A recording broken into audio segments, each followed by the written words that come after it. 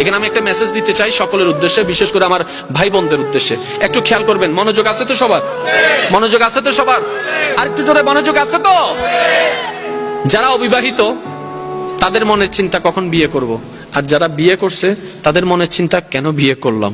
যারা বিদেশ যেতে পারে নাই তারা ভাবছে কখন বিদেশ যাব, যারা বিদেশ গিয়েছে তারা বলছে জীবন অনেক বড় একটা ভুল করলাম, যারা চাকরি পায় নাই তারা হতাশায় আছে কখন জানে চাকরি হবে আমার, আর যারা চাকরি পেয়েছে তারা বলছে গরু খাটানি খাচ্ছে আমার, এগুলো আর ভালো লাগে না।